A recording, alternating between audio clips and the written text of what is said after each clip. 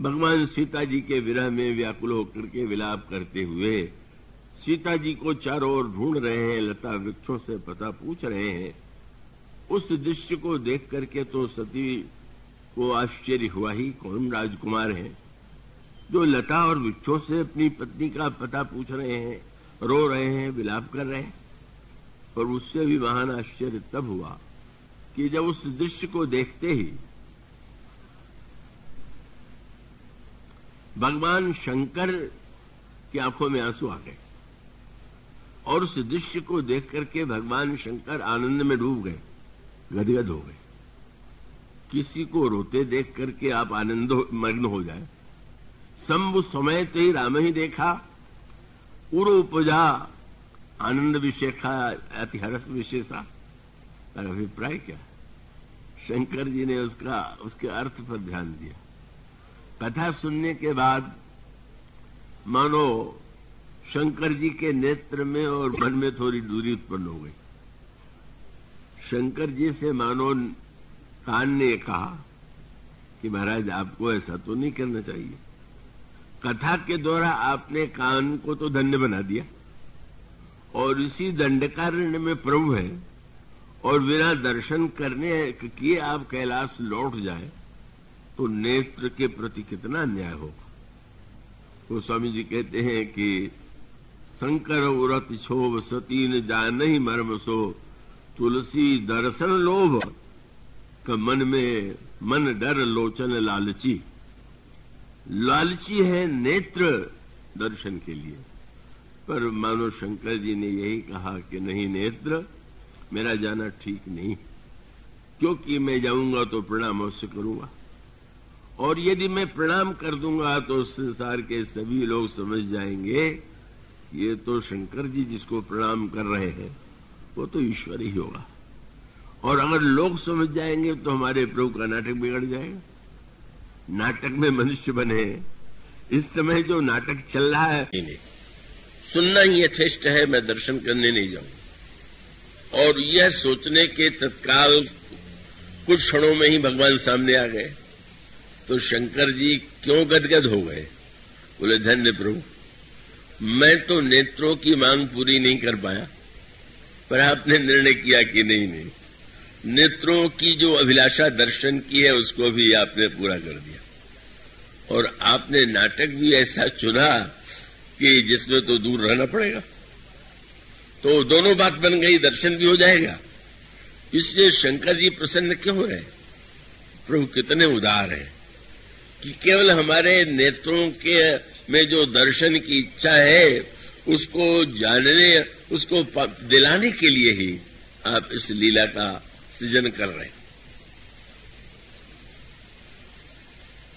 और तब जब उन्होंने यह आनंद लिया तो अचानक ही उनके मुंह से दूर से सही प्रणाम का वाक्य निकल गया। जय सच्चिदानंद जग पावन, जय हो सच्चिदानंद की, जय हो संसार के पवित्र करने वाले प्रभु की। और अस कही चले वो मनोजन सामन। वो स्वामी जी ने शब्द कितना सुंदर सुना। बोले शंकर जी प्रणाम। शंकर जी कौन है? जो काम को जलाने वाले। और भगवान की जो लीला चल रही वो कामी वाली लीला चल रही। वो समझे कामिन के दीनता दिखाई। तो मानो जो काम को जला चुका हो किसी कामी को रोते हुए देख करके सोचेगा कि ये क्या दशा हो रही। लेकिन शंकर जी ने काम नसावन ने काम की लीला में जो कामिन के दीनता दिखाई उनको प्रभु को कर रहे प्रणाम। बस तर्क वितर्क प्रारंभ हो गया। कथा तो नहीं सुना पर ये प्रणाम सुन लिया। और सुन के चोट क्यों लग गई? बोले हमारे पतिदेव को सारा संसार प्रणाम करता है और इन्होंने इस राजकुमार को प्रणाम कर दिया। मानो शंकर जी के सम्मान की चिंता भगवान शंकर से अधिक सती को है। कई बार ऐसा होता है, पति के सम्मान की चिंता अनावश्यक रूप से पत्नी करती। आवश्यक हो तो करना चाहिए। और कभी गुरु के सम्मान की चिंता चेले करने लग जाते हैं। तो मानो उनका अभिप्राय होता है कि वो ये समझते हैं कि नहीं हमारे गुरुदेव का सम्मान बढ़ना चाहिए, हमारे पति की महिमा बढ़नी चाहिए, तो उनको जहां ये लगता है वो तो नहीं, तो सम्मान के अनुकूल नहीं है। तो मानो उस समय सती जी को अपमान लगा कि हमारे पास सारे ब्रह्मा आकर के, विष्णु आकर के सारे देवता प्रणाम करें और तीन नृपसुत ही की परिणामा। उन्होंने भी एक राजा के लड़के को प्रणाम कर दिया और उससे भी बुरा ये लग गया कि प्रणाम कर दिया तो कर लिया, इस शब्द की क्या आवश्यकता थी। जय सच्चिदानंद, ये काहे के सच्चिदानंद हैं और रो रहे हैं, यही आनंद का लक्षण है।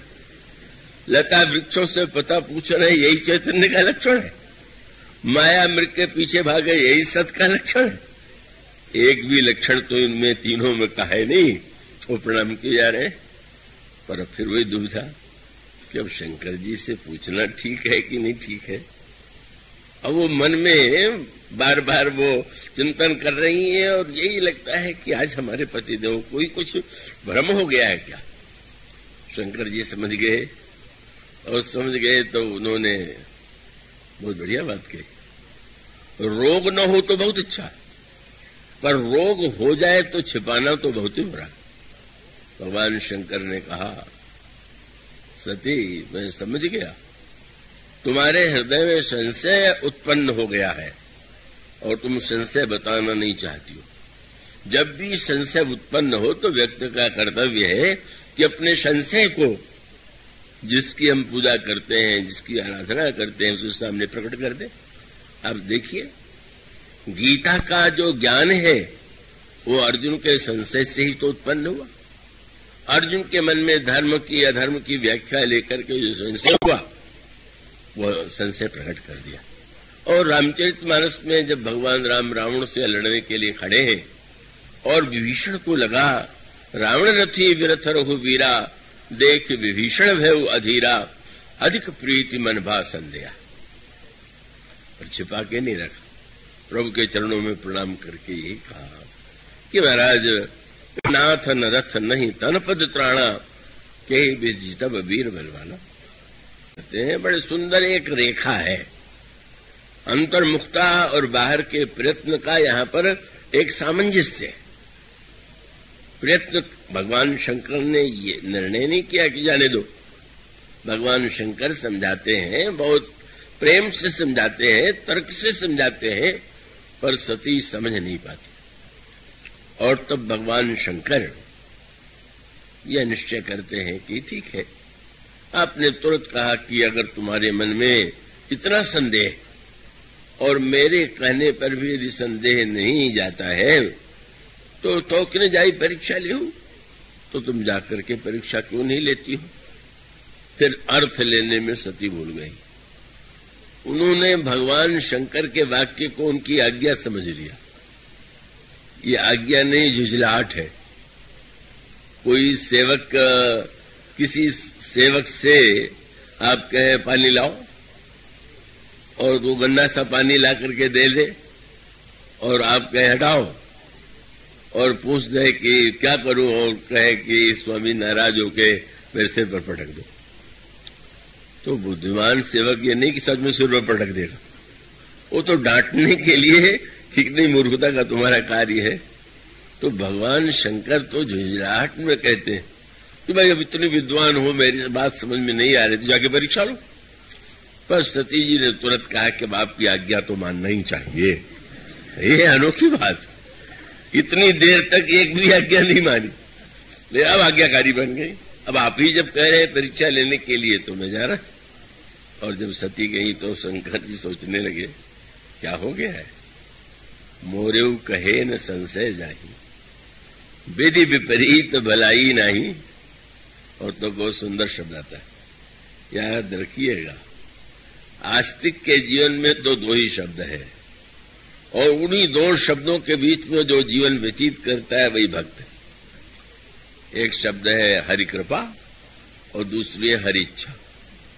भगवान की कृपा एक शब्द है, भगवान की इच्छा दूसरा शब्द है, और इसी दोनों में बने रहिए।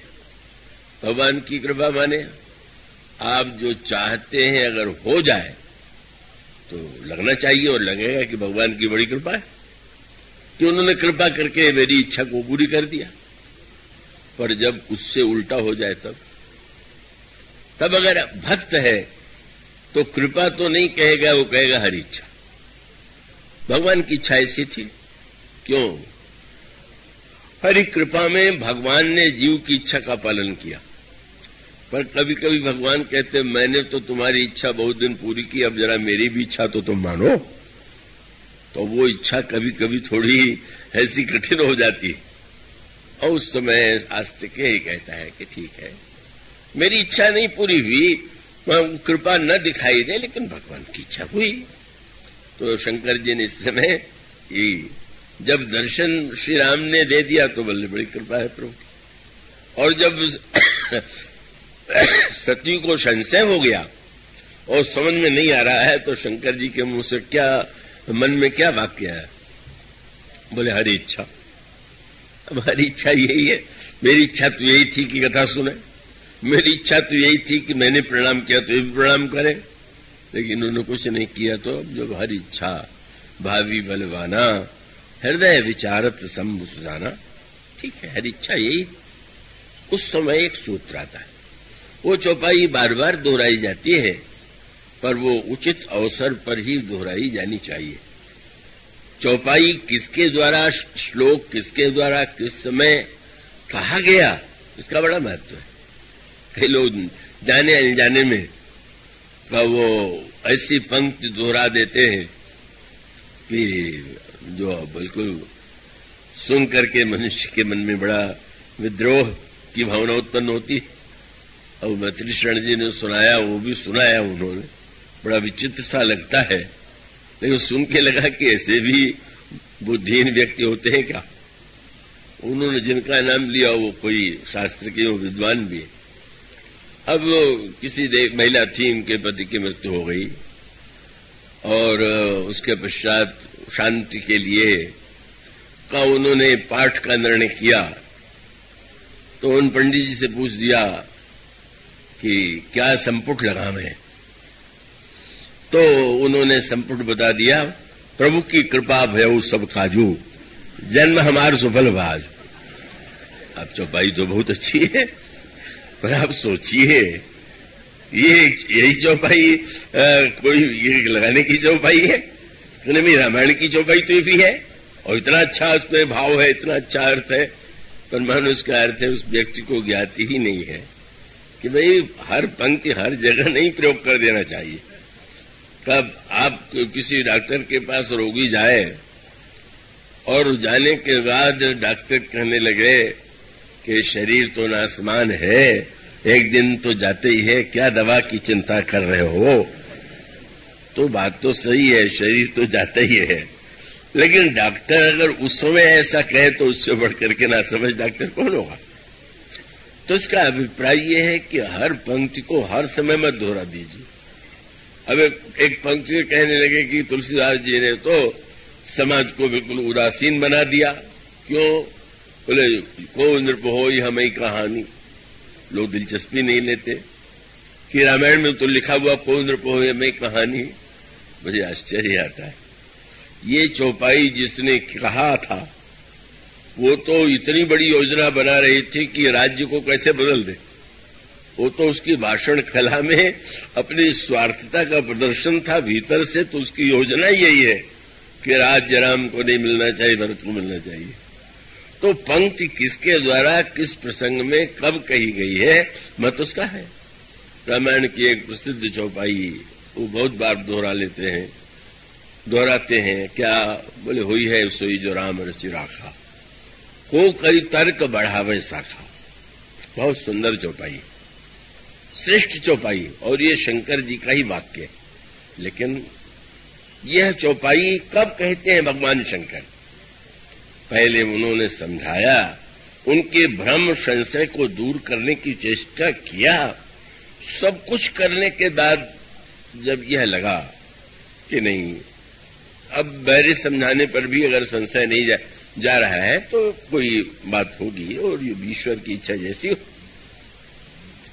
तब भगवान शंकर कहते हुई है सोई जो राम रच राखा। हम जब अपनी ओर से प्रयत्न करने, शरीर से, मन से, बुद्धि से, और करने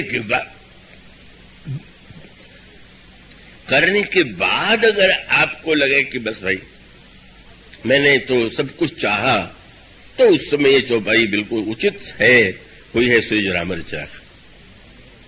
पर अनावश्यक हर समय इस चौपाई को हम कुछ न करें और यही कहते रहे हुई है सूर्य राम चिरागा, तो ये चौपाई भगवान शंकर ने तब कही जब सती को समझाते समझाते थक गए। और तब भगवान शंकर, सती जी ने सोचा कि साथ चलेंगे, तो उन्होंने कह दिया। सती जी ने कहा महाराज आप भी चले। तो उन्होंने निर्णय किया कि कथा में मेरे साथ जाके भी इन्होंने नहीं सुना, परीक्षा लेने को तैयार हो गई। शंकर जी का व्यंग था कि भाई आप दक्ष पुत्री हैं, परीक्षा ले सकती हैं, मैं इतना योग्य नहीं हूं कि ईश्वर की परीक्षा ले सकूं, इतनी बुद्धिमत्ता तो मुझे है नहीं। तो अब वो परीक्षा लेना तो मेरे बस में नहीं, तो तुम जाओ लो परीक्षा, तो आपका समय यहां कैसे कटेगा। और तो वो समझने का शंकर जी ने कहा तब लगे बैठ यहां बट छाई, देख नहीं रहे हो बरगद की कितनी सुंदर छाया है, और बस इसी के नीचे मैं विश्राम करूंगा। इसका आध्यात्मिक तात्पर्य था संशय जंगल है, संशय के जंगल में तुम्हें संशय उत्पन्न हो गया, और बट है विश्वास, बट विश्वास। जब तक तुम संदेह के वन में भटकोगी, विश्वास की छाया में मैं विश्राम करूंगा। और तब अस कही लगे जपन हरिनामा। भगवान शंकर जो है बस वट की छाया में बैठ करके प्रभु के मंगलमय नाम का जप करने लगे। और इसका तत्व यही है कि हम प्रयत्न करते हुए भी यदि सफल न हो और हम किसी प्रकार से अपने संकल्प को पूरा न कर सके, तो हमें अपनी आस्था में बैठ करके भगवान के नाम का आश्रय लेना चाहिए, भगवान के नाम का जप करना चाहिए। वे ईश्वर कर रहे हैं, पर वो कथा का विस्तार होता है।